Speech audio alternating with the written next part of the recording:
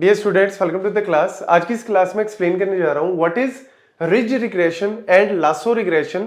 यहाँ पे जो रिज रिग्रेशन है it is also known as L2 regularisation. ये देखो यहाँ पे मैंने लिखा हुआ है ridge regression is also known as L2 regularisation and lasso regression is known as L1 regularisation. पहले मैं थोड़ा सा इसके बारे में थ्योरेटिकल पोर्शन डिस्कस करता हूं, फिर न्यूमेरिकल एग्जांपल जो है वो एक्सप्लेन करूंगा कि किस तरीके से वैल्यूज हम लोग फाइंड आउट करते हैं। थोड़ा सा मैथमेटिकल पोर्शन है, लेकिन आपको सबसे पहले इसका यूज पता होना चाहिए। देखो, अभी तक हमने लीनियर रिग्रेशन जो सिंपल लीनियर था, मल्टीपल लीनियर था, इवन लॉजिस्टिक रिग्रेशन भी हम लोग कर चुके हैं कि उनकी क्या यूसेज है, क्या एप्लीकेशन है, क्या उनके अंदर फॉर्मूलाज हैं, इक्वेशंस है, ईच एंड एवरीथिंग।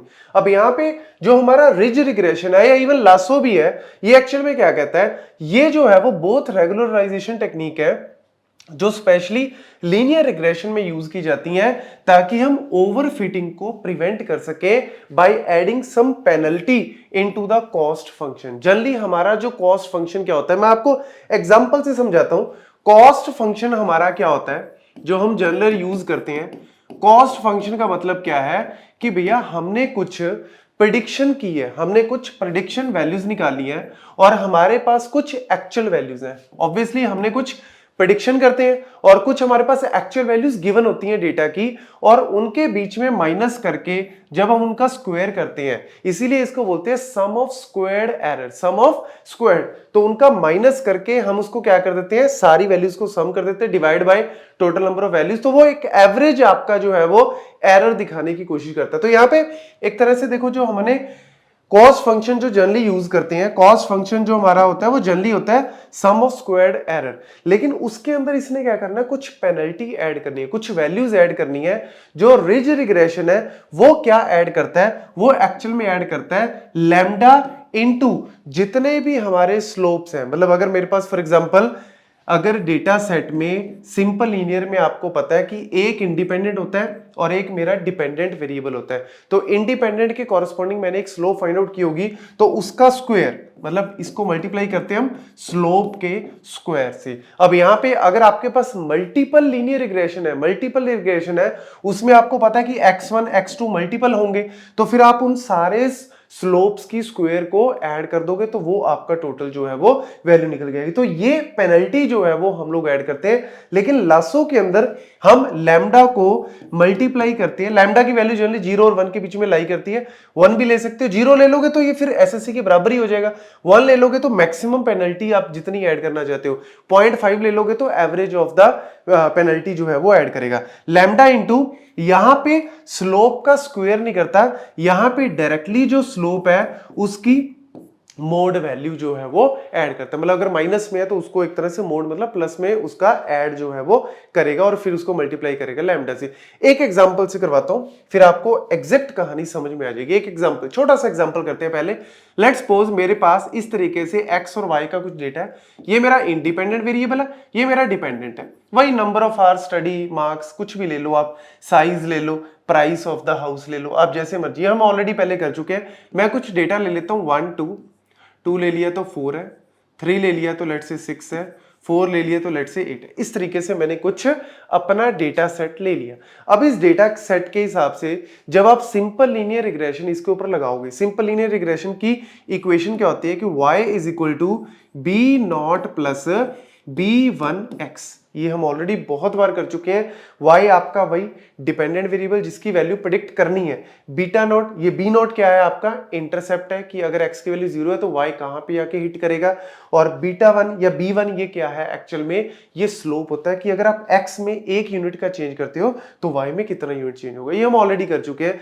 तो इस इक्वेशन में आपको वो सारा कुछ करने की जरूरत नहीं है। जैसे हम जनरली स्लोप निकालते हैं तो sum of product of deviation divide by sum of square of x deviation, वो सारा फॉर्मूला लगाते हैं। आप इसमें चाहे लगा के देख लो, अदरवाइज आप इसमें सिंपली कह सकते हो कि सर इसमें तो डायरेक्ट इक्वेशन बन रही है कि अगर x की वैल्यू 1 है तो y 2 है, 2 है तो 4 है, 3 है तो 6 है, 4 है तो 8 है। आप डायरेक्टली कह सकते हो कि इसमें ऑब्वियसली जब x की वैल्यू 0 होगी तो y की वैल्यू क्या होगी, 0 होगी। तो यहां पे ये क्या बन गई, 0 plus 2x। This is the equation जिसको हम सिंपली लिख सकते हैं y is equal to 2x, ये आपकी इक्वेशन आ गई, जहां पे आपकी जो बीटा नॉट है, जो आपका इंटरसेप्ट है, वो तो 0 आ गया, और जो आपका स्लोप है वो कितना आ गया, 2 आ गया। ये आप चाहे इस फॉर्मूले से करके देख लो, बट उसके बिना भी आप डायरेक्टली भी इसमें कर सकते हो। ये हमारे पास आंसर आ गया। अब हमने क्या करना है जी, अब हमने वही सम ऑफ स्क्वायर्ड एरर कैलकुलेट करना है, कि मतलब ये मेरी एक्चुअल वैल्यूज गिवन थी y की, एक्चुअल जो मेरा डेटा आ रहा था, मैं प्रिडिक्ट कर रहा हूं। जब मैंने प्रिडिक्शन की वैल्यूज, तो x के कॉरेस्पॉन्डिंग जो मेरी ये एक्चुअल में वैल्यूज जो है वो तो दे रखी है, प्रिडिक्शन में हम करेंगे तो यहां पे आपको पता है y is equal to 2x। इसमें अगर आप x की वैल्यू 0 भरोगे तो 0, 1 भरोगे तो 1, 2 भरोगे तो 4, यानी इसमें आपकी जो प्रिडिक्शंस है वो भी आपकी सेम ही आई, मतलब प्रेडिक्शन भी आपकी यही आई, एक्चुअल वैल्यूज भी ये थी। तो जब आप प्रेडिक्शन माइनस एक्चुअल वैल्यूज करोगे, जब प्रेडिक्शन माइनस एक्चुअल वैल्यू करोगे तो 0 0 0 0 0 आ रहा है, और जब इनका स्क्वायर करोगे वो भी 0 0 0 ही आएगा, तो सम भी क्या आया, 0 आया। यानी इस केस में आप ये कह सकते हो कि मेरी जो एरर आई, मेरी जो SSE आई, मेरी सम ऑफ स्क्वायर्ड एरर आई, या कॉस्ट फंक्शन अगर मैं जनरली बात करूं, ये सारी वैल्यूज क्या आ रही हैं, 0 ही आ रही हैं, क्योंकि एक ही तो बात है, ये सारी वैल्यूज क्या आ रही हैं, 0 आ रही हैं। इस सिचुएशन को बोलते हैं ओवरफिट। क्या बोलते हैं, ओवरफिटिंग। ओवरफिटिंग का मतलब क्या होता है कि आपका जो ट्रेनिंग डेटा था, आपके मॉडल ने ट्रेनिंग डेटा को इस हिसाब से गैदर किया, इस हिसाब से ट्रेन किया कि एग्जैक्ट आंसर, मतलब बेस्ट तरीके से आपका ट्रेनिंग डेटा में काम कर रहा है। आप इसको ऐसे भी कह सकते हो कि जब आपने ट्रेनिंग में अपने डेटा को सिखाया तो उसने मेरे को लेट से 95% एक्यूरेसी दी। देखो सारी values as it is straight line के ऊपर आ जाएंगी ये सारी वैल्यूज, लेकिन जब आपने टेस्ट किया, टेस्ट में लेट्स सपोज आपने कुछ न्यू डेटा दिया, जैसे फॉर एग्जांपल आपने डेटा दिया 10, तो 10 के कॉरस्पॉन्डिंग इसने वैल्यू दे दी कुछ 30, मतलब जब आपने टेस्ट किया ना इस मॉडल को, तो आपकी वैल्यू कहीं और ही जाके लाई कर रही है। तो ये ओवरफिटिंग में दिक्कत आती है कि आपने ट्रेनिंग टाइम पे तो 95% एक्यूरेसी दे रहा था, लेकिन जब टेस्ट किया तो एक्यूरेसी आपकी रहेगी लेट से 65% या 55%। ये आप ऐसी सिचुएशन कह सकते हो कि आपने लेट्स सपोज गेट की तैयारी कर रहे थे, तो जब आपने ट्रेनिंग किया, तो ट्रेनिंग मतलब जब आपने लेट्स सपोज क्लास टेस्ट दिए या फिर नॉर्मल टेस्ट दिए, उसमें तो आपने 90% मार्क्स ले लिए, लेकिन जब गेट एग्जाम दिया तो उसमें आपके 50% या 60% नंबर ही रह गए। This is called overfitting problem. तो हमें ओवरफिटिंग नहीं चाहिए, हमें क्या चाहिए होता है, जनरलाइज्ड मॉडल चाहिए होता है, जो ट्रेनिंग टाइम पे भी लेट्स से 80% एक्यूरेसी दे रहा है, और जो हमारा टेस्टिंग टाइम पे भी लेट्स सपोज 80-82% एक्यूरेसी दे रहा है, बराबर की होनी चाहिए, तो that is called a generalise. लेकिन यहां पे तो ओवरफिट है, सारी वैल्यूज आपकी इस लाइन के ऊपर ही आ रही है। तो ये प्रॉब्लम को रिमूव करने के लिए कहता है कि आप इसमें सिर्फ एसएससी के ऊपर डिपेंडेंट ना रहो, कॉस्ट फंक्शन में सिर्फ एसएससी ना कैलकुलेट करो, साथ में आप इसके ये भी करो, that is called a lambda into slope. तो यहां पे जो हमारा कॉस्ट फंक्शन निकलेगा 0, तो चलो ठीक है एसएससी आ गया, नॉर्मल केस में तो लीनियर रिग्रेशन करते तो आपका कॉस्ट फंक्शन 0 आ जाता, बात खत्म।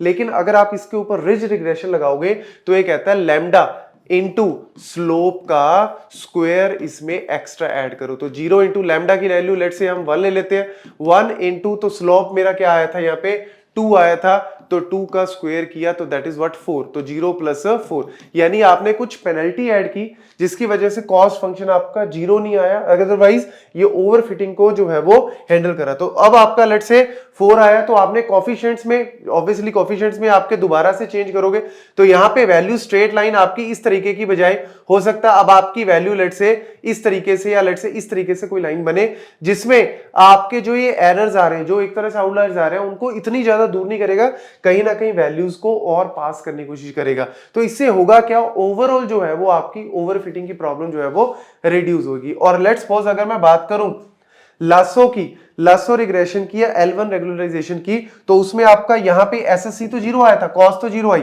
लेकिन लैम्डा इनटू ये डायरेक्ट स्लोप को ऐड करेगा, तो उसमें आपका जो है वो वैल्यू 2 आएगी। तो यहां पे एक तरह से क्या कर रहा है, कुछ पेनल्टी ऐड करके आपकी ओवरफिटिंग की प्रॉब्लम को रिड्यूस करने की कोशिश कर रहा है। तो ये मेन कॉन्सेप्ट जो है वो आपका रिज एंड लासो का कहलाता है। अब यहां पे लेट्स सपोज एक और डेटा सेट लेके भी अगर हम इसको सॉल्व करें, जैसे फॉर एग्जांपल ये मेरा डेटा है, ये मेरे पास एक्चुअल में जो वैल्यूज आ रही है that is a Y values, और लेट्स से ये मेरी प्रिडिक्टेड वैल्यूज आ रही है। ये कैसे आई है आपको ऑलरेडी पता है कि जब हम इसके ऊपर लीनियर रिग्रेशन लगाएंगे तो आपकी y is equal to beta nought plus beta 1x, इस तरीके से आपकी इक्वेशन है। अब अगर आप इसके ऊपर लगाओगे लीनियर रिग्रेशन, सिर्फ इन दोनों को उठा के लीनियर रिग्रेशन लगाओगे तो वही स्लोप कैलकुलेट करोगे, sum of product of deviation divide by sum of square of x deviation, और फिर ऐसे ही आप y की वैल्यू मतलब उसकी इंटरसेप्ट की वैल्यू कैलकुलेट करोगे तो ये वैल्यू जो है वो एक्चुअल में आ रही है।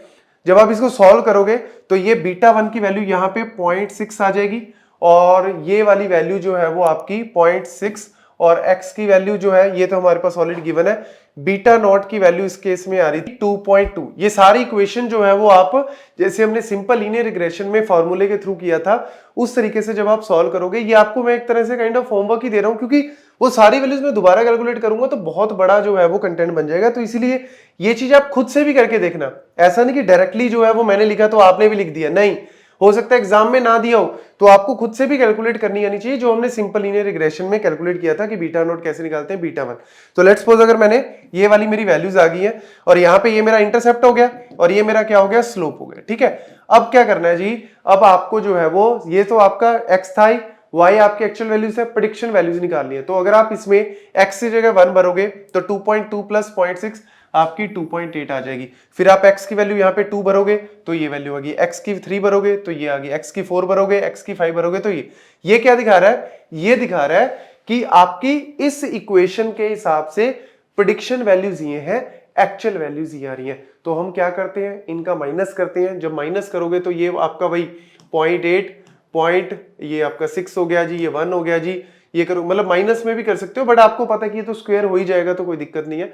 तो 2 माइनस ये करोगे, 4 माइनस आपने ये किया तो 0.6 आ गया, ठीक है, और ये आपका 1 आ गया, ये करोगे तो माइनस 0.6 आ जाएगा, ये करोगे तो 0.2 आ जाएगा, ठीक है। तो इस तरीके से वैल्यूज आ गई, इनका स्क्वायर कर दोगे, स्क्वायर करके जब इनका ऐड करोगे तो 2.4, this is called a cost function. जो हम एसएससी की बात कर रहे हैं ना, ये जो एसएससी की हम बात कर रहे हैं, ये एसएससी एक्चुअल में अब कितना आ गया जी, 2.4। ये सारी कहानी करके निकल गया था 2.4 आपका जो है वो कॉस्ट फंक्शन आ गया। उसमें अब हमने क्या करना है, लैम्डा जो भी आपको क्वेश्चन में हो सकता है दे दें कि 0 और 1 के बीच में कोई भी वैल्यू आपको दे दें, तो बाय डिफॉल्ट अगर मैं 1 लेके चलता हूं तो 1 इंटू स्लोप का स्क्वायर। अब इस क्वेश्चन में मेरा स्लोप कितना आया था, अब यहां पे एक इंडिपेंडेंट था तो एक इंडिपेंडेंट के हिसाब से मेरा स्लोप क्या आया, 0.6, तो 0.6 का स्क्वायर करोगे तो 0.36। तो ये वैल्यू जो है वो आपको एक्स्ट्रा ऐड करनी पड़ती है किसके अंदर, कॉस्ट फंक्शन के अंदर। तो यानी आप इसके अंदर क्या करोगे, 2.4 plus 1 that is a lambda into slope की स्क्वायर, तो 0.36 ये वैल्यू जो है वो ऐड करके ये एक्चुअल में क्या आ रहा है, कॉस्ट। अब इसके बाद फिर से अभी भी ये खत्म नहीं हुआ, एक्चुअल में रिज ने ये पेनल्टी तो ऐड कर दी। इसके बाद बीटा 1 बीटा 2 जो हमने निकाले थे ना, उसमें जो स्लोप और इंटरसेप्ट निकाला था वो दोबारा से रिकैलकुलेट किया जाता है और उसको रिड्यूस करने की कोशिश की जाती है ताकि हम ये जो वैल्यू निकल के आई है इससे हम और भी अपने एरर को रिड्यूस कर सके। बट जीरो नहीं, अगर जीरो आ गया तो फिर तो ओवरफिट हो गया। तो इसीलिए हम चाहते हैं कि जो वैल्यूज आ रही है उससे थोड़ा कम कर सके एरर, लेकिन जीरो नहीं, जीरो आ गया तो मतलब ओवरफिट की प्रॉब्लम है। और अगर लेट से लासो के थ्रू करते इसमें तो आपका ये यहां तक तो सेम ही था एसएससी, तो इसमें भी आपका 2.4 ही आएगा प्लस 1 इंटू अगर लैम्डा की वैल्यू 1 दी है, एग्जाम में अगर आपको 0.5 दे दे तो 0.5 से मल्टीप्लाई कर देना, और लेट से स्लोप मेरा कितना आया था 0.6, तो डायरेक्टली आपको 0.6 ही इसके अंदर ऐड करना है, मतलब ये वैल्यू जो है वो यहाँ पे 3 आ जाएगी, ठीक है।